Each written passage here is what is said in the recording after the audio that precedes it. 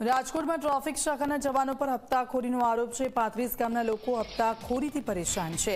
Aji dam ચોકડીથી હેલેન્ડા ગામ સુધીના લોકોને સમસ્યા, લોકો ગામની બહાર નીકળે તેવી ઉઘરાણી કરાતી હોવાની ફરિયાદ છે। ગામમાંથી ખેતી માટે કે કામ માટે જતા લોકોને હેરાન કરતા હોવાની પણ ફરિયાદ છે। ટ્રાફિક નિયમન કરવાને બદલે હપ્તા ઉઘરાવતા હોવાનો દાવો છે। ખનીજ માફિયાઓની ગાડીઓને રોકવાના બદલે નિર્દોષ લોકોને પરેશાન કરતા હોવાનો સ્થાનિકોએ આરોપ લગાવ્યો છે। આજે અલગ અલગ ગામના સરપંચોએ મળીને આ વિશે રાજકોટ પોલીસ કમિશનરને રજૂઆત કરી છે। આજી ડેમ ચોકડીથી કાળીપાટ ચોકડી વચ્ચે કે જે 8 કિલોમીટરનો રસ્તો છે, એમાં ટ્રાફિક વાળા જે દંડ ઉઘરાવવા પડે છે 3 પોઈન્ટ ત્યાં મૂકેલા છે।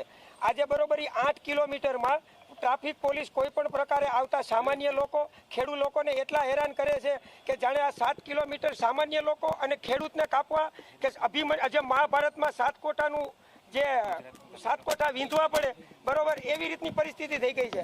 અને આજે અમે સીપી સાહેબને એવી રજૂઆત કરવા આવ્યા છીએ કે આ ટ્રાફિકના અમારે જે કાળીપાટ ચોકડી છે, પછી ખોખરદર સૂપ ચોકડી, આ સંપૂર્ણ નાબૂદ કરવામાં આવે।